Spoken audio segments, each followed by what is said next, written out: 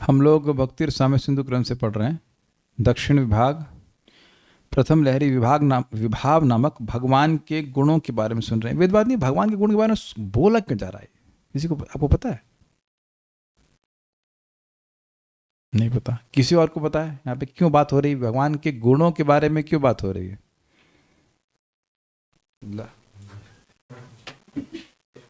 किसी को पता ही नहीं कि क्यों बात हो रही है। एक भक्त ने बोला आलंबन और उद्दीपन की माता सही बोल रही है। लीजिए, हाँ बोलिए। ऑन ऑन नहीं है क्या? नहीं, आवाज नहीं आ रही। आलंबन और उद्दीपन थे, और आलंबन का विषय आलंबन और उद्दीपन क्या थे? विभाव के दो विभाव। और ये लहरी का नाम क्या है? विभाव नामक। तो विभाव का चर्चा हो रही। तो विभाव के दो विभाजन हुए, आलंबन और उद्दीपन। आलंबन के तो विभाजन क्या हुए? विषय और आश्रय। विषय आलंबन। और विषय आलंबन में भगवान आते हैं। तो उसमें और क्या विभाजन हुए विषय आलंबन के? उसमें एक तो डायरेक्टली जो भगवान हो जिसमें, और एक भगवान किसी दूसरे रूप में हो। एक था भगवान स्वयं अपने रूप से आ रहे हैं, और दूसरा था अन्य रूप में आ रहे हैं। और उसके बाद और भी था, अपने रूप में आ रहे हैं तो आवृत और अनावृत, ठीक है।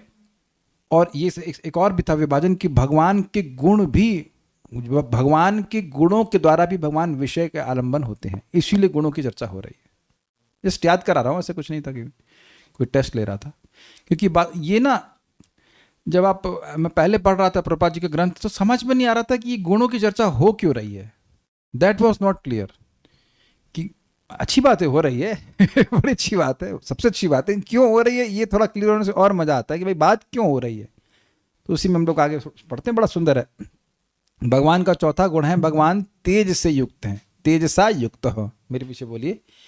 तेजो धाम प्रभावश्च इत्युच्यते द्विधम बुधै। तेजो धाम प्रभावश्च इत्युच्यते द्विविधं बुधै। तेजो धाम प्रभावश्च इति उच्यते द्विविधं बुधै। तेजो धाम प्रभावश्च इत्युच्यते द्विविधं बुधै। तेजो धाम प्रभावश्च इत्युच्यते द्विविधं बुधै। तेजो धाम प्रभावश्च इत्युच्यते द्विविधं बुधै। विद्वान लोग तेज के दो प्रकार कहते हैं, धाम तथा प्रभाव। बुधई, विद्वानों द्वारा तेज को धाम च प्रभाव, धाम और प्रभाव इस प्रकार दो प्रकार का कहा जाता है। धामना स्वेन सदा निरस्त कुहकम सत्यम परम धीमहि। कहाँ से है श्लोक? 1.1.1। धामना, अपनी धाम के द्वारा, अपने धामना स्वेन सदा निरस्त कुहकम। कुहक मतलब अंधकार यानी माया, और धामना मतलब अपने तेज से, अपने प्रकाश से निरंतर वह माया को नष्ट करते रहते हैं। धामना स्वेन सदा निरस्त कुहकम। तो वहां पे धाम का अर्थ तेज भी लिया गया, अन्य अर्थ भी लिए गए, लेकिन ये भी अर्थ है। तो तेज मतलब धाम, और तेज मतलब प्रभाव। धाम का मतलब अबोर्ड। तो यहां पर इसका पहला अर्थ है तत्र धामा दीप्ति राशिर भवेद धाम। तो उस पर क्या बोलना कुछ नहीं। दीप्ति राशि धाम भवेद, प्रकाशमान राशि को धाम प्रकाशमान राशि धाम होता है। जैसे सूर्य तेज का धाम है, उस अर्थ में दीप्ति राशि को धाम कहते हैं। अब इस पे वह श्लोक के दो हैं, मतलब दो पाठ हैं और दोनों सही हैं, तो दोनों को बोलेंगे।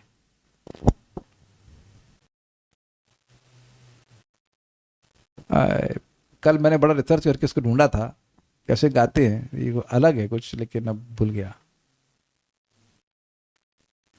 अंबरमणिनिकुरम्बम विडम्बयन अपि मरीचि, ना अब भूल गया। अंबरमणिनिकुरम्बम विडम्बयन अपि मरीचिकुलैः हरिवक्षसि कौस्तुभा मणिर उडुरव रति। रति, ये स्पेलिंग मिस्टेक हो गई, स्फुरति होता, स्फुरति स्पेलिंग को कॉपी करने में मिस्टेक हो गया। अपनी रश्मि मतलब किरणों के समूह से सूर्य समूह का भी तिरस्कार करने वाला कौस्तुभ मणि श्री कृष्ण के वक्षस्थल पर एक तारे के समान लगता है, अर्थात श्री कृष्ण का वक्षस्थल अत्यधिक तेज युक्त है। समझ पा रहे हैं?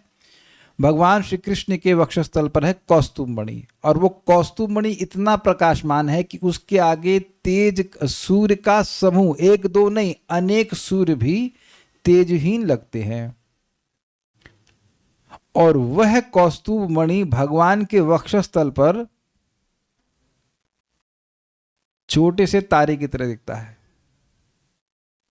तो अब भगवान कितने चमकदार होंगे, तो हमसे रहा नहीं जा रहा। पहले बता दें आप लोगों को, मन में संदेह होगा भाई अगर इतने भगवान चमकदार हैं, जो कि हैं, तो भगवान कोई देखेगा भी कैसे? लेकिन भगवान तो सबको दिख रहे हैं, गोपियों को भी दिख रहे हैं, शिशुपाल को भी दिख रहे हैं, सबको दिख रहे हैं। देखिए ये ऐसा बिल्कुल है, लेकिन भगवान लीला के लिए अपने इस तेज को संवरण कर लेते हैं, छुपा लेते हैं। Is that okay? नहीं तो माता यशोदा दिन को दूध कैसे पिलाएंगे, इनको दही कैसे खिलाएंगे, चौंधिया जाएंगी, कुछ देख ही नहीं पाएंगे। और इस बात को ईशो उपनिषद में एक भक्त प्रार्थना करता है कि भगवान अपने मुख से अपने तेज को हटा लीजिए ताकि मैं आपका सुंदर मुख देख सकूं। तो जो लोग भगवान के चेहरे को बिल्कुल नहीं देखना चाहते हैं, अर्थात निर्विशेषवादी, उनको भगवान अब ये दिखाते हैं कि उनके पास कितना तेज है। Is it okay? तो ये बात थोड़ा समझ में आ रहे हैं? क्योंकि अगर ऐसे श्याम सुंदर अभी प्रकट करने लग जाएं आपको मंदिर में, तो फिर देखेंगे क्या आपको? हाँ, कुछ दिखेगा ही नहीं, तो मजा आएगा फिर? आप क्या तेजी लाइट ही देखने जाएंगे वहां पर? तो इसलिए भगवान संवरण करके रखते हैं, ये बात है। ये भगवान का क्या बोलेंगे उसका, उनकी पावर है कि वो अपनी पावर को छुपा लेते हैं।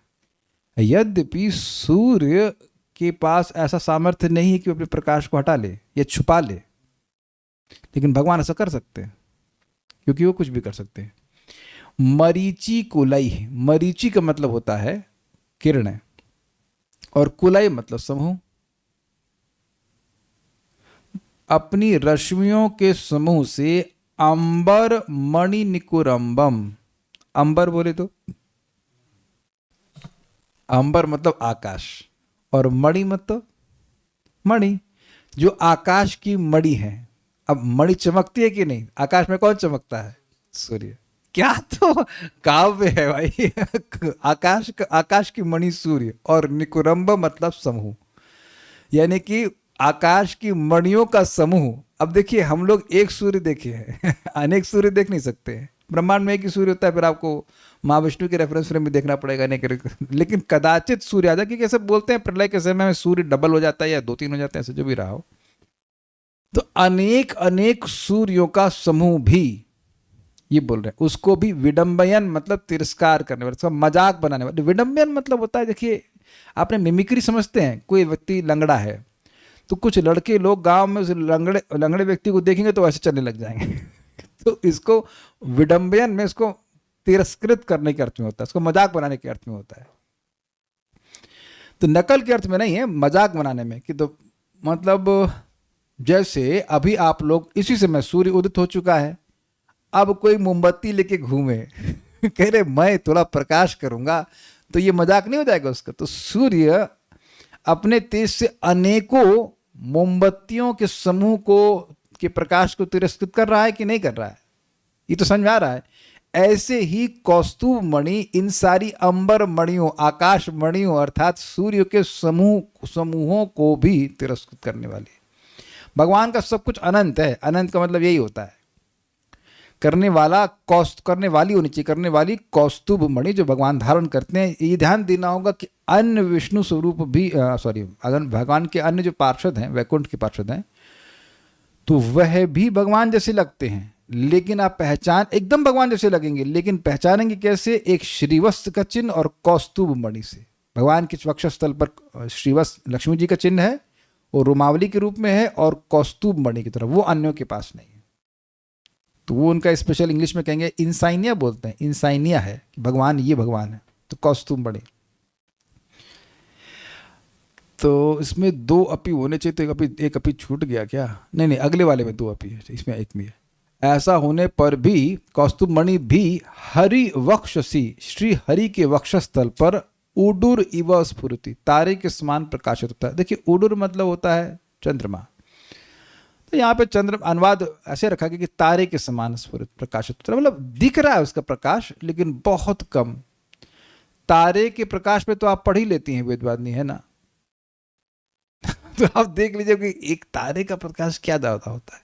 चंद्रमा को भी तारा कहा गया है ना, ऐसा कुछ तो बोलते हैं। नक्षत्राणाम अहम शशि, यस, नक्षत्राणाम अहम शशि, तो उसी अर्थ में ले लीजिए कि एक नक्षत्र के समान दिखाई पड़ रहा है। तो इससे भगवान का तेज इक्वल टू धाम अर्थात दीप्तिमान प्रकाश वाला अर्थ प्रकाशित हो रहा है। ठीक है।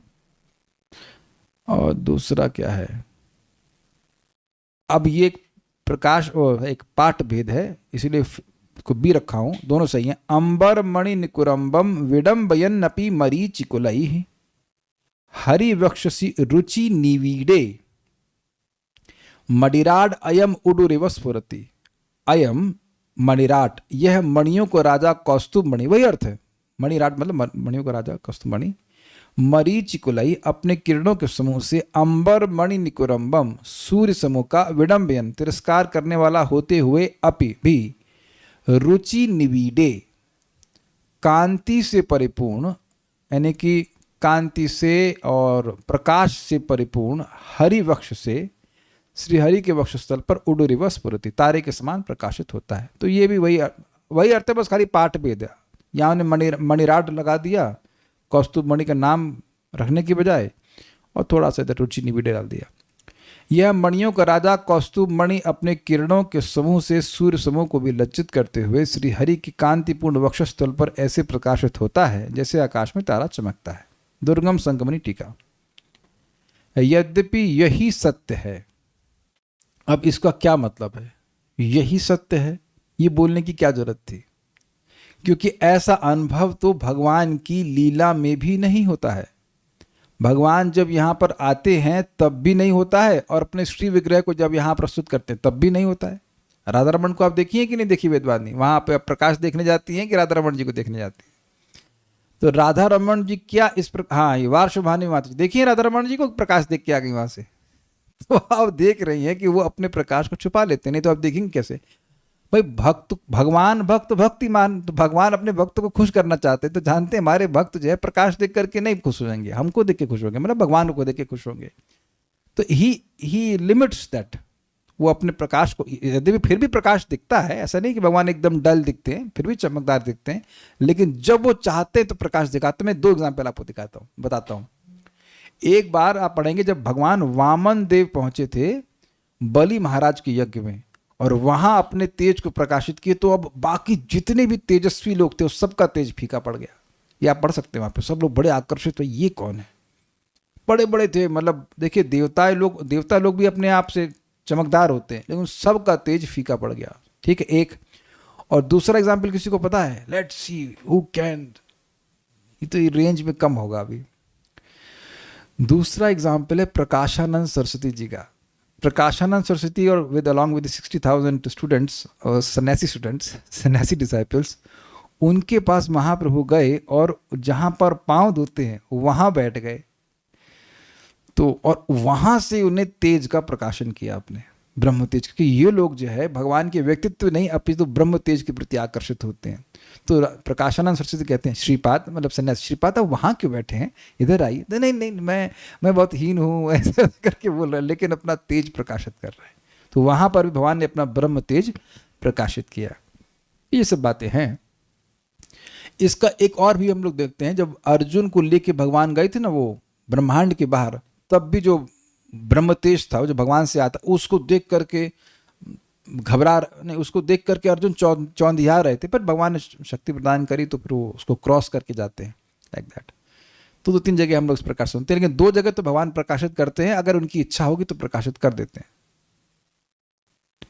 दुर्योधन की सभा में आई एम नॉट श्योर कि ब्रह्म तेज को प्रस्तुत किए थे, वो अपने विश्व रूप को प्रस्तुत किए थे, लेकिन हाँ गीता में जरूर किए हैं। तेजो राशिम करके श्लोक है ना, दीप्तिमंतम दीप्तानलार का द्युतिम प्रमेयम, हजारों सूर्य एक भवेद युगपत उत्थितः यदि भासत भासस्तस्य महात्मना, ये श्लोक है, अगर कोई ढूंढ दे तो वहां वो बोल रहे हैं कि अगर हजारों हजारों सूर्य एक साथ उदित हों तब भी उनके प्रकाश इस विश्व रूप जो आपने विराट रूप दिखाया उसके बराबर नहीं होगा। यही ना श्लोक है। तो भगवान ने वहां भी दिखाया, यानी कि भगवान, अच्छा उससे पहले भगवान आराम से सारथी बने हुए हैं, लेकिन अगर दिखाना चाहें तो वह प्रकाश दिखा सकते हैं जरूरत होने पर। तो अब ये बात हम थोड़ा और एक्सपैंड भी करेंगे, पहले इसको पढ़ लेते हैं। तो भी लौकिक लीला की रक्षा के लिए श्री भगवान अपने उस तेज को छिपा भी लेते हैं। ध्यान दीजिएगा कि भगवान की लीला लौकिक नहीं है, वो लोक का अनुसरण करने वाली लीला कर रहे हैं। भाई मनुष्यों के बीच में आए तो मनुष्य जैसे लग रहे हैं, लेकिन वह है लीला दिव्य। तो ये लीला को लौकिक नहीं कहा जा रहा है, बस वो लोक का अनुसरण कर रही है। भाई बच्चे के रूप में लीला कर रहे हैं, किसी के प्रेमी के रूप में लीला कर रहे हैं, तो वो फिर उसके लिए आवश्यक है ना कि तेज को संभाल लें। नहीं तो गोपियों के संग नृत्य करना हो तो रात्रि में नृत्य करना है, वो सब दिन हो जाएगा वहाँ पे। अगर भगवान ऐसा तेज प्रकाशित कर देंगे तो रासलीला कैसे हो पाएगी? वो तो भगवान अपनी ताम रात्रि में था ना, रात्रि में करना है ना कि दिन में करना है। दिन में तो लीला नहीं कर सकते, तो ऐसा तेज दिखा देंगे तो खत्म, लीला हो ही नहीं पाएगी। तो उसके लिए आवश्यक है कि लीला के लिए आवश्यक है, जो करते हैं वो करना होता है वो कर लेते हैं। यह समझना चाहिए कि भगवान के, कोई श्लोक भेजा है, किरीटिनम, हाँ, किरीटिनम गदिनम चक्रणम च तेजो राशिम सर्वतो दीप्तिमंतम पश्यामि त्वाम दुर्निरीक्षम समन्ता दीप्तान लार्का द्युतिम प्रमेयम। दिस इज 11.17, आप लोग देख लीजिएगा। तो वहां पे बोल रहे हैं कि दुर्निरीक्ष है, आपको देखा नहीं जा रहा है। भाई सूर्य को कौन देख पाएगा डायरेक्ट, और हजारों सूर्य, लेकिन एक हजारों सूर्य वाला श्लोक भी है उसमें कि भासस्तस्य महात्मा करके, कि अगर हजारों हजारों सूर्य उदित हों तब भी उनका प्रकाश आपके इस प्रकाश के बराबर नहीं हो पाएगा। तो खैर यहाँ पे ऐसा है, भगवान ने करके दिखाया जब जरूरत थी तब। यह समझना चाहिए कि भगवान के ऐसा करने के कारण ही व्यक्ति सूर्य और प्रकाश के अन्य स्रोतों के प्रकाश का अनुभव कर पाता है। ये समझे बात। भगवान अगर यहाँ पे आए और अपना तेज इतना अधिक प्रकाशित कर दिया तो सूर्य और चंद्रमा को तो कोई देख ही नहीं पाएगा। जैसे अब आप जानते हैं बल्ब बाहर जले रह जाते हैं कभी कभी, और सूर्य उदित हो जाता है, तो सूर्य के उदित होने के कारण वो बल्ब, अरे बल्ब जल रहा था, डांट पड़ जाती है। स्पेशली अगर वो बल्ब पीला हो या कोई भी बल्ब हो, लिटरली कोई भी बल्ब नहीं समझ में आता है, बहुत ध्यान से देखना पड़ता है जल रहा है कि बंद है, ऐसे करके। ये सबको अनुभव है कि नहीं? तो फिर सूर्य और चंद्रमा का प्रकाश को मतलब नहीं, तो 125 साल के लिए सब फेल कोई कहीं रात्रि नहीं हो रही है, एटलीस्ट जहाँ भगवान है वहाँ रात्रि नहीं होगी, तो फिर सब कुछ गड़बड़ हो जाएगा ना। इसलिए इसमें मैं एक बात आपको समझाना चाह रहा हूँ। देखिए, जो भगवान के संग घटित हो रहा है वही भगवान के नाम के संग। कल शाम को समझा रहा था, अब यहाँ पे और सामने आ गया इसलिए समझा रहा हूँ। भगवान के नाम से सारे रोग समाप्त हो जाते हैं, अविद्या का बंधन नष्ट, एक ही नाम से अविद्या का बंधन नष्ट, सब कुछ अनेक आप बात सुनोगे जो कि बहुत आश्चर्यजनक है, और बहुत सारी बात आपको दिखेंगी ही नहीं होते हुए। भक्त लोग बीमार होते हुए दिखेंगे, यहां तक कि शुद्ध भक्त भी बीमार होते हुए दिखेंगे। आप, प्रभुपाद जी बीमार नहीं थे, प्रभुपाद जी को डायबिटीज था और भी सारे रोग थे।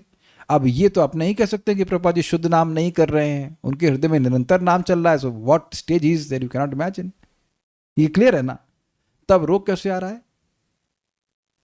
तो देखिए, इससे नाम पर अश्रद्धा नहीं करना चाहिए। अगर इस, आप समझ पा रहे, श्लोक से बिठा पा रहे कि भाई भगवान में अगर इतना तेज है तो फिर अंधकार क्यों? तो सूर्य आदि का जरूरत क्या होती है जब भगवान यहाँ पे आ रहे हैं? तो भगवान स्वेच्छा से अपने उस शक्ति को प्रस्तुत नहीं करते हैं जगत में। इसका रेफरेंस आप देख लीजिएगा 6.2.9-10 में टीका में एक जगह आया है कि एक ही नाम बोलने से पाप करने की प्रवृत्ति भी समाप्त हो जाती है, तब भी क्यों भक्तों में भी पाप देखा जाता है? कुछ पाप की प्रवृत्ति देखी जाती है, तो अब एक तो हो सकता है अपराध उसने किया, वो भी हो सकता है, और दूसरा ये भी है कि भगवान खुद जानबूझ कर के कुछ समय तक पाप की प्रवृत्ति को बनाए रखते हैं, ताकि दुनिया के लोग अपना भी मत रख सकें कि अरे नाम जप कर रहे हैं और देखो कितना गड़बड़ हो जा रहा है इनसे, इत्यादि इत्यादि। तो लोग कंफ्यूज रहे। शास्त्र को सुने बिना व्यक्ति नहीं समझ पाएगा। नहीं तो देखिए, शास्त्र सुने बिना कोई व्यक्ति समझ पाएगा भगवान के शरीर में इतना तेज है। ये बड़ी इंटरेस्टिंग बात है। इसीलिए शास्त्र को सुने बिना हम और आप और कुछ भगवान के बारे में नहीं, ठेंगा कुछ नहीं जानते भगवान के बारे में। आप देखो कितना अजीब है ना। अगर मैं कहूं कि मैं सूर्य को ऐसे देख सकता हूं डायरेक्ट, क्योंकि अपना प्रकाश प्रस्तुत नहीं कर रहा, कौन मानेगा इस बात को? लेकिन आप विचार कीजिए कि सूर्यदेव, जैसे कि सूर्यदेव आए थे माता कुंती के पास, सामने आए थे ना, तो आप ये तो जानते हो शास्त्र से, तो वो भी तो कुछ हद तक अपने कुछ प्रकाश कुछ कम किएंगे, नहीं तो जल के फूंक नहीं जाती वो। सूर्य आपके घर में आ जाए तब तो सूर्यदेव आए थे कि नहीं आए थे? तो कुंती का महल सब जल गया था। So you see demigods also have that power कि वो अपनी उस शक्ति को वैसे नहीं प्रस्तुत कर रहे हैं। क्या आप समझ रहे हैं? तो भगवान करने तो कौन सी बड़ी आश्चर्य की बात है। तो लीला के लिए जो उपयोगी होता है वह भगवान करते हैं, ये कहने का अर्थ है।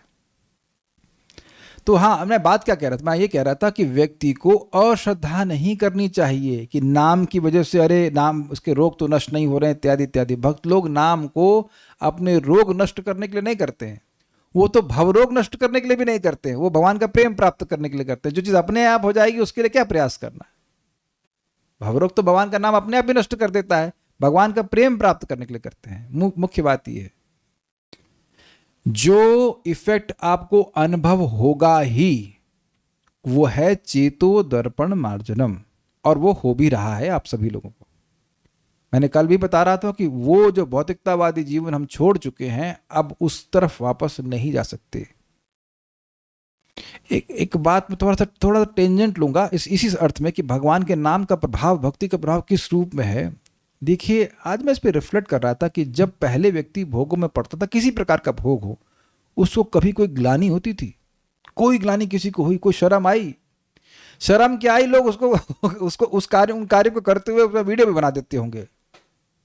अभी भी आप जिसको प्रीचिंग कर रहे हो उसकी कभी कभी वीडियो मतलब जो नया व्यक्ति वो तो अपना वीडियो से बना रहा है, कोई भी कपड़ा पहनकर कुछ भी करके घूम रहा है। ऐसा व्यक्ति अब जब भक्ति में आ जाता है, थोड़ी सी भी गलती करता है तो अब अंदर से उसको ग्लानि होती है। ये उसकी नम्रता का भी लक्षण है कि हमको पता है कि स्टैंडर्ड क्या है, हम ऐसे कार्य कर रहे हैं। तो ये प्रभाव जो है ये चित्त के दर्पण, चित्त रूपी दर्पण के शुद्ध होने का लक्षण है। इसको जरूर भगवान दिखाएंगे। बाकी आपका रोग ठीक हो ना हो उसमें कुछ आप नहीं बोलिए, लेकिन हृदय शुद्ध होने की बात तो हर भक्त अनुभव करेगा ही। नहीं तो आप ये बैठ के भक्ति समय सुन तो काय सुन रहे होते, ये समझ में भी कैसे आ रहा होता। कल मैं सोच रहा था एक थॉट एक्सपेरिमेंट कि अगर मैं किसी WWF के रेसलर को बोलूं आओ बैठो सुनो भागवतम तो उसको कितना समझ में आएगा? आपको समझ में आया ना? How much you can understand. ये भारत के कोई क्रिकेटर हो, how much you can understand, कुछ पल्ले भी नहीं पड़ेगा उसको। मान लो किसी तरह से चेन बांध करके से बिठा दिया गया कि सुन, तब आप समझ रहे हैं। तब आप तुलना कीजिए कि चित्त कितना पवित्र हुआ है कि सब सूक्ष्म बातें समझ में आ रही हैं। सो ये इसलिए भी बोल रहा हूं कि अगर नाम के प्रति अश्रद्धा किसी से हो गई ना साधक की, तो वो वैष्णव ही नहीं रहा। इसलिए जीव गोस्वामी जी कह रहे हैं कि इन सब प्रभावों को नहीं देखने के कारण जो भौतिक लाभ है नाम के, उस वजह से व्यक्ति को अश्रद्धा करके अपनी प्रगति को, आध्यात्मिक प्रगति को खुद ही बाधित नहीं कर देना चाहिए। क्या पॉइंट समझ पाए मैं जो ड्राइव कर रहा हूं? पॉइंट भगवान का नाम एक ही, वो अपने हिसाब से वो जो उनको गुण प्रकाशित करना हो वो कर सकते हैं, अपना मतलब जो गुण। ठीक है, जैसा कि श्री गीता 7:25 में श्री भगवान ने स्वयं कहा है, नाहम प्रकाशः सर्वस्य योग माया समावृता मूढ़ोयम ना भी जानाति लोको माम अजम अव्ययम। मैं योग माया से आवृत होने के कारण सबके लिए प्रकाशित नहीं होता। एक और इंटरेस्टिंग, प्रकाश अपने प्रकाश को हर जगह नहीं प्रकट करता, योग माया से सम्यक रूप से आवृत। समझ रहे? प्रकाश में से लिटरली प्रकाश नहीं प्रकाशित करता हूं, योग माया से समावृत कर लेता हूं। वैसे एक इसमें इंटरेस्टिंग अर्थ यह भी है कि केवल बद्ध जीवों के ही प्रति नहीं, भगवान अपने आप को नित्य मुक्त पार्षदों के सामने भी ढक लेते हैं। स्वीकार है, मैं प्रमाण दे रहा हूं आपको। जब भगवान ने कंस को मारा तो देवकी और वसुदेव भगवान को क्या मानने लगे? भगवान। अब भगवान चाहते हैं कि हमें गोद में लें, लेकिन इनको डर लग रहा है, नहीं तो भगवान इन्हें गोद में कैसे ले लेंगे। तो फिर भगवान ने अपने माया का मतलब आवरण फैलाया, तब उनके हृदय में वात्सल्य जागृत हो गया, मेरा बेटा अपने बेटे को गोद में ले लिया, बिकॉज कृष्ण वांट्स दैट। अब वहां भगवान अपना तेज दिखा रहे होते, ये है वो, तो फिर वो नहीं हो पाता। तो भगवान, ये श्लोक इंटरेस्टिंग है, मतलब एक तो नेगेटिव सेंस में है कि जो मूर्ख हैं लोग वो भगवान के सामने अपने आप को नहीं प्रकट करते हैं, लेकिन अपने परिकरों के सामने भी भगवान अपने को छुपा लेते हैं। जैसे कि युधिष्ठिर महाराज, वो तो बहुत मजेदार है।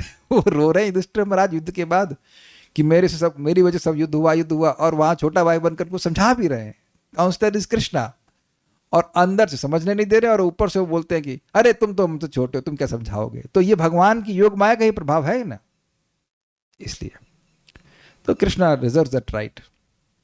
तो ये एक धाम वाला हुआ। अब हुआ प्रभाव, मेरे पीछे बोलिए, प्रभाव नहीं बोलने की जरूरत नहीं, प्रभाव और सर्व विजतः स्थिति। ये स्पेलिंग मिस्टेक होगा, सर्व होना चाहिए, सर्व नहीं होना चाहिए, सर्व विजता नहीं, सर्व होना चाहिए, स्पेलिंग मिस्टेक हो गई, बड़ी त्रुटियां हो रही हैं। मैं बद्ध जी हूं, लेकिन एक मिनट रुकिए, हाँ मिस्टेक है, नहीं एक्चुअली ये ऐसे है, देखिए सर्वजिता नहीं है, सर्वजिता स्थिति है, वो वी भी छोड़ दीजिएगा। प्रभाव सर्वजित स्थिति, वो अर्थ तो आप लोग समझ ही गए होंगे, लेकिन वो थोड़ा सा स्पेलिंग मिस्टेक हो गई। प्रभाव सर्वजित जित स्थिति, सर्वजिता में मतलब हमेशा जीतते हैं भगवान। प्रभाव मतलब प्रभाव, सर्व में वैसे वी हटा दीजिएगा बस, सर्वजित स्थिति, सबको जीतने वाली अवस्था। ये बड़ी सुंदर बात है। भगवान का एक नाम बताइए इसके कंटेक्स्ट में, अजित। अजित मतलब जिन्हें कोई नहीं जीत सकता। महाराज बड़ा सुंदर बताते हैं कि देखिए इतने इतने भगवान ने युद्ध किए हैं। पहला एक बढ़िया बात ये कि एक बॉडी में खरोंच नहीं है, कहीं कोई टाका नहीं लगा। ये मजेदार बात है। आप देखो, आप तो हमारे तो यहाँ पे टाका लगा हुआ सर पे, आप लोग कहीं लगे? ऐसे भाग्यवान है आप लोग, नहीं लगे, बच गए आप लोग। अरे बच्चे के भी लग, छोटे लगे, अच्छा ठीक है, तो छोटे बच्चों के लग जाता है। वेदवादी आप ही तो सर पढ़वा चुकी बचपन में, तो ये देख सकते हैं कि ये हो ही जाता है। कहीं कुछ कट गया, ना टाका लगाओ, कट जाता है तो निशान बन जाता है। हम लोग युद्ध नहीं किए हैं तब भी एक आध दो टाके लग गए है ना। तो अब सोचिए जो तलवार से युद्ध करे, आजकल की तरह ड्रोन से नहीं, तो अब लगना है चाहिए ना, उसमें टाके लगने चाहिए, कट लगना चाहिए। भगवान की बॉडी में कहीं कोई कट नहीं है, एक बात। और भगवान कोई युद्ध हारे नहीं। आप कहेंगे अरे क्या बात कर रहे हैं, वो ससुर जी हराए थे जरासंध जी। वो हारे नहीं थे, भगवान मैच छोड़ दिए थे। He does not lose Wars, he loose interest. तो उस समय उनका इंटरेस्ट था कि रुक्मणी जी की शादी हो रही थी, तो रुक्मणी जी को हरण करना था, वो इंपॉर्टेंट था, इसलिए वो छोड़ दिए। जा भाई, कोई दिक्कत नहीं है। लेकिन ऐसा नहीं है, आप जानते हैं, ऐसा नहीं है कि उनकी कोई कमजोरी आ गई हो, विटामिन डी की कमजोरी थी, कुछ तो वहां थकान महसूस कर रहे हो, नहीं ऐसा नहीं है। Krishna is absolutely winner. ये एक बहुत बढ़िया बात है। देखिए इस जगत में कोई ऐसा पहलवान, कोई ऐसा हीरो नहीं है जो कभी पिटा ना हो। अनडिफीटेड कोई भी नहीं रहा है, और अनादि काल से भगवान अनडिफीटेड रहे हैं और अनंत काल तक अनडिफीटेड ही रहेंगे। इंद्र हो चाहे कुछ भी हो, कोई देवता हो, कभी ना कभी जरूर हार जाता है, लेकिन भगवान कभी नहीं हारते। ये एकमात्र भगवान का गुण है, सर्वजिता। तो प्रभाव का मतलब होता है सभी पे जीतने की स्थिति, सबको पराजित करने वाली स्थिति का नाम प्रभाव है, सर्वजिता। ये ठीक है।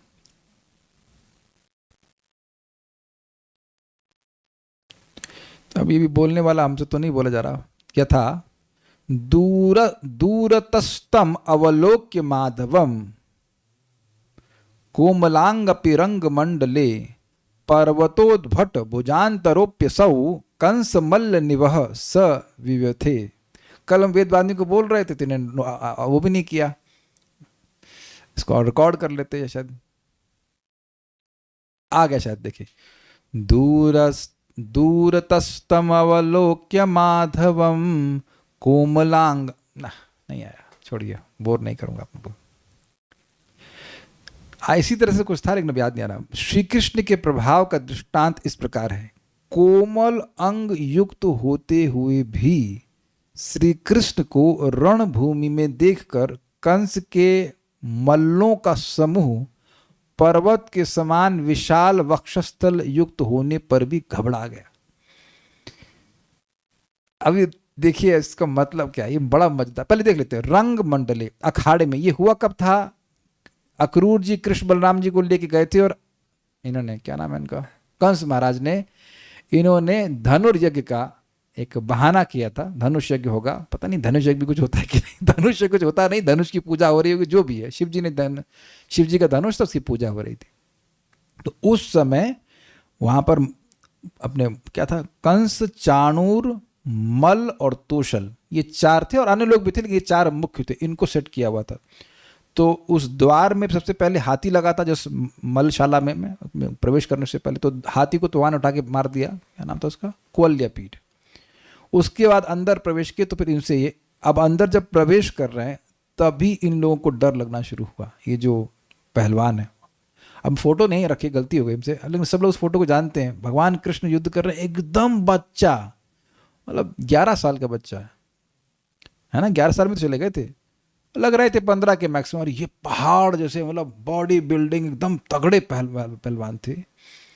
तो उनसे उनको कुश्ती करनी, कुश्ती क्या थी, वो जान से मारने का ही आयोजन था।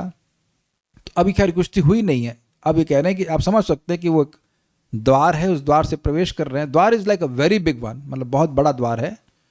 आप लोगों ने देखे वो स्टेडियम होते हैं, इस मथुरा के, मैं विजुअलाइज कर रहा हूँ, मथुरा का स्टेडियम कुछ है, और उसमें बहुत बड़े बड़े डोर होते हैं, गेट्स कह सकते हैं। तो उसमें से प्रवेश कर रहे हैं भगवान कृष्ण बलराम, और उसमें भी वो हाथी के दांत टांगे हुए हैं, खून बॉडी में लगा हुआ है, तो उसमें भी बड़े सुंदर लग रहे हैं, खून लगे हुए भी सुंदर लग रहे हैं। एनीवेज, वहाँ भगवान सूचित कर रहे हैं कि देखो इसके दांत ने इसको ही मार दिया, मैंने क्या किया, मेरी कोई गलती नहीं है। बट एनीवेज, अब इनको देख रहे हैं, और भी दूर से रंग मंडली अखाड़े में दूरतः, दूर से भी एक कैमुत लग रहा है। कोई आपका प्रतिद्वंदी है, बहुत स्ट्रांग हो, और वो पास आए तो डर लगे, अलग बात है कि अब आके मारेगा, दूर से ही डर लग रहा है, ये तो आश्चर्य होगा ना।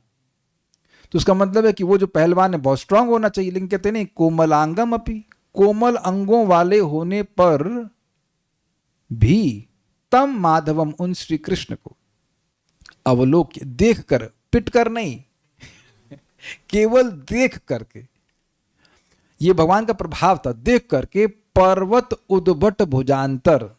अब ये क्या मतलब है, पर्वत के समान उद्भट मतलब विशाल, और भुजांतर क्या होता है, जरा चेक कीजिएगा। ये हो गई भुजा, और भुजा के बीच का गैप, इसको क्या कहते हैं, भुजा के बीच वाले गैप को क्या कहते हैं, छाती कहते हैं कि नहीं। काव्य कितना सुंदर है, मतलब आप समझ लीजिए, जैसे कोई पहलवान है, नाम नहीं रखना चाहते किसी पहलवान का, उस पहलवान की भुजाओं का अंतर बड़ा नहीं होगा, चौड़ा होगा कि नहीं, ये चीज और चौड़ी हो जाएगी, हो सकता है स्क्रीन से बाहर चली जाए, वेरी बिग ना, और वो भी ऐसे भी चौड़ी, और फिर उसके बाद ऊंचा। तो आप समझ रहे हैं, वो जो मसल बिल्डअप करते हैं, मसलमान होते हैं, उन लोग का बहुत चौड़ी छाती होती है, हम लोग तो एकदम मतलब बच्चा से लगेंगे उसके सामने, बच्चे आए भी। तो इधर भगवान कोमल अंग वाले हैं। मैं बार बार बोल रहा हूं, भगवान इस तरह से बॉडी बिल्डर के रूप में नहीं रहते हैं। बच्चा, भगवान का कोई वो नहीं है कि भगवान कभी बॉडी बिल्डिंग करने गए हों। भगवान के जिम का नाम बताइए, जिम में नहीं जाते भगवान ना, कभी नहीं ना, नेवर। और ना ही भगवान कैसे मसल इस तरह से ऐसे बना करके चल रहे हैं ना। कभी कभी लोग आजकल AI से बना देते हैं भगवान का फोटो, ऐसे 6 पैक है, छाती, ऐसा नहीं है। कृष्ण इज वेरी कोमल अंग। तो उनको देखकर पर्वत के समान विशाल छाती वाले होने पर भी असौ वह कंस मल्ल निवह, कंस के पहलवानों का समूह सविव्यथे, भयभीत हो गया। विवथ मतलब विशेष रूप से व्यथित हो गया। ये आश्चर्य है कि नहीं।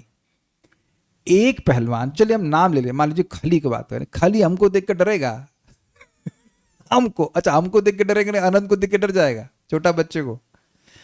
अनंत को देख करके उसको सामान्य पुरुष भी डरेगा नहीं, अरे अरे मेरा खाला क्या, डोंट डू दैट। अरे हम लोग भी जब छोटे बच्चे थे, हमें देख के कौन डरने वाला है, अग्रीड। मुझको देख के कौन डरेगा, मैं को डरावना था ना लगता हूं, मुझको देख करके कोई पहलवान डरेगा नहीं। अब आप सोचो कि ऐसे एक खाली, तो समझ ही रहोगे आप लोग, बड़ा जबरदस्त पहलवान था, 7 फुट का, वो से कई लोग समूह हो उनके, और वो एक छोटे बच्चे को देख के डर जाए, कुछ अजीब सा नहीं लगेगा। ऐसे ऐसे परेशान हो रहे हैं, ये क्या, कौन आ गया, तो लोग भी आश्चर्य, ये क्या होगा भाई, इसको क्या हो गया इनको। और ये ध्यान दीजिएगा कि जब ये तो ज़्यादा हो गया। भगवान कृष्ण 4 दिन या 6 दिन के थे ना, 7 दिन के थे जब पूतना को मारे थे। तो अब उस समय भी जब पूतना उनको देखी तो समझी कि ये तो एक तलवार की तरह जो कटार में छुपी हुई है, या अग्नि के समान है जो राख से ढकी हुई है। वो समझ गए कि ये तो मृत्यु है साक्षात। तो भगवान का ऐसा अद्भुत प्रभाव है कि देखने में छोटे लग रहे हैं लेकिन सामने वाला डर जाता। वो समझ गया, और वह जो मतलब मल्ल थे वो समझ गए कि आज तो हमारी मृत्यु आ गई, ये हमको मार डालेगा, मतलब हम उसको जीत नहीं पाएंगे। एक श्लोक है ना, मल्ला नाम अशनी, है ना, ऐसे कोई श्लोक था ना, 10th कैंटो में है, मल्ला नाम अशनी। अब भूल रहा हूँ, कोई ढूंढ दे तो ठीक है, नहीं तो कोई बात नहीं। तो इस प्रकार से भगवान के तेज अर्थात प्रभाव का, देखिए तेज के और भी अर्थ हैं। तेज केवल यही अर्थ नहीं कि आप शारीरिक रूप से शक्तिशाली हो, तेज का और भी अर्थ प्रभाव इस सेंस में कि लोग को इन्फ्लुएंस कर सके।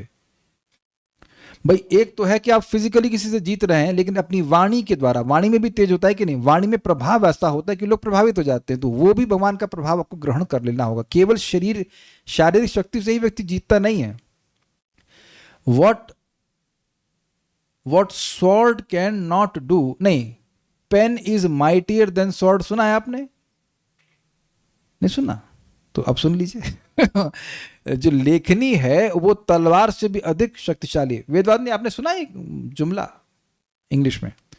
तो अब आप जानते हैं कि उस लेखनी में इतनी शक्ति है कि तलवार जिसको जो रेवोल्यूशन नहीं ला सकती है वो लेखनी लेके आ देती है। सुना होगा ये आपने। तो यही बोल रहे हैं कि किसी के मतलब भगवान की वाणी में ऐसा प्रभाव है ही ना। गीता से देखिए कितनों को प्रभावित कर दिया उन्हें। ये सब बात है। हाँ, एक श्लोक है, मल्ला नाम शनिर निर्नाम नरवर स्त्रीणाम स्मरो मूर्तिमान इत्यादि। ये है 10.43.17। तो मल्लों को कैसे लग रहे थे उसमें लिखा हुआ है, मल्लों को अशनीर, अशनी मतलब बिल्कुल वज्र के समान कठोर लग रहे थे भगवान, यद्यपि हैं सॉफ्ट। ये भगवान में एक अद्भुत गुण है कि एकदम कोमल से भी कोमल और हार्ड से भी हार्ड, वज्र से भी। The wrestler saw Krishna as a lightning bolt, वज्र के समान लग रहे थे। ठीक है ना? ओके, सो भगवान के प्रभाव की बात हुई, और तो कुछ है नहीं। अच्छा, एक इंटरेस्टिंग बात है यहां पर कि देखने में भगवान लग रहे हैं कोमलांग, लेकिन अब उन मल्लों को समझाने की जरूरत है कि भैया मैं कोमलांग नहीं हूं।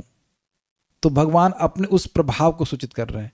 आप इसी श्लोक को देख लीजिएगा जो भी भक्तों ने भेजा है, कोट किया है कि मल्ला नाम, उसमें हर व्यक्ति का अलग अलग भाव है, उसके अनुसार वह भगवान की सराहना यानी अप्रिसिएशन कर रहा है।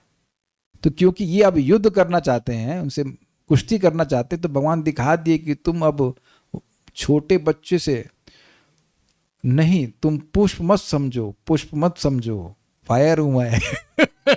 like that. So I am showing you that I am thunderbolt. This is now it is there. ये भगवान दिखा देते हैं। और प्रश्न ये होगा कि ये ज्ञान कैसे दिया? वो भी भगवान अंदर से दे दिए कि भाई तुम पहले तुमको बता दिए कि हम थंडरबोल्ट हैं। अब तुम मर जाओ तो हमको मत बोलना, अभी भी तुम्हारे पास चांस है कि भाग जाओ, लेकिन तुम ऐसा नहीं कि हम धोखा कर रहे हैं तुम्हारे साथ, हम जो हैं वो दिखा दिए तुमको, लेकिन उसके बाद अब तुम पिटो तो या मर जाओ तो हमारी कोई रिस्पॉन्सिबिलिटी नहीं है। कृष्ण का ऐसा प्रभाव है। और कुछ आपको गुण याद आ रहा है भगवान का प्रभाव? ये तो आप जान ही रहे हैं, वो 23 अक्षौहिणी सेना को पीट पीट के खत्म कर दिया, सबको मार दिया। भगवान कृष्ण बलराम अकेले 2 लोग मिलकर के 23 अक्षौहिणी को खत्म कर देते, वो भी जरासंध के साथ आती थी, वो बड़े स्ट्रांग लोग। तो ये 16 बार भगवान मारे हैं, है ना? 17 में छोड़ देते। और भी कहीं भगवान का प्रभाव दिख रहा है आप? अरे ये वृंदावन में तो आप देख ही रहे, इतने बड़े बड़े असुर आते थे, थप्पड़ मार दिया किसी को, मर गया, किसी के मुंह में हाथ डाल दिया, मर गया। तो भगवान को कोई हरा नहीं पाया, ये अर्थ है। अजित भक्त हरा देते हैं। कैसे हराते हैं? उनके बारे में श्रवण करके। जो भक्त निरंतर भगवान का श्रवण भक्तों के मुख से करते हैं, क्या दैट? ज्ञाने प्रयासम उदपस्य नमंत एव जीवंत सन्मुखरितम भवदीय वार्ताम स्थाने स्थिता श्रुतिगताम तनवांग मनोभिर्ये प्रायशो जित जितोप्यसि त्रैस्त्रिलोक्यम। जो तीनों लोकों में कोई नहीं जीते जा सकता, कोई उनको जीत नहीं सकता, वो भी उस भक्त के द्वारा जीत ले जाते हैं जो भगवान केवल भगवान के बारे में सुनता है, वैष्णवों से सुनता है, भक्तों से सुनता है। So like that. Krishna loves to be conquered by his devotees, और तो कुछ नहीं। 27 दिन जाम्बवंत जी से युद्ध करना, हाँ ये इंटरेस्टिंग, और मार मार के उनको थका दिए। जाम्बवंत जी को कोई हरा नहीं पाया था, लेकिन जब भगवान मारना शुरू किए, मार रहे हैं, अब वो इतना उनको शरीर में थकान होने लगे कि ये, फिर उनको जब पिट गए अच्छे से, तब समझ में आया कि अरे ये तो भगवान है, भगवान के अलावा कोई मुझको हरा नहीं सकता। और भी कहीं आता रहा नहीं। सो लाइक दिस, कोई व्यक्ति इस प्रकार से हर जगह जीतने वाला हो, क्या वो आकर्षक नहीं होगा? क्या हमारे प्रेम का विषय नहीं होगा? शल से भी युद्ध, यस। तो बेसिकली भगवान कोई युद्ध नहीं हारे हैं आज तक। That's very interesting. और किसी हारे भी नहीं है और टांका लगा के नहीं आए। ये भी, ये उस वाले युद्ध में था, रुक्मणी से पूछे, अच्छा ये क्यों कटा? वो सल्व से युद्ध किया ना, वहां कट गया, अच्छा ये ना, ऐसा नहीं, पूरा वन पीस है वो। वन पीस है, कोई नहीं कुछ कर पाया उनका। So will stop here. Shri Shri भक्ति साम्य सिंधु की जय, भगवान श्री कृष्ण की जय, श्रील प्रभुपाद की जय, निताई गौर प्रेमानंदे।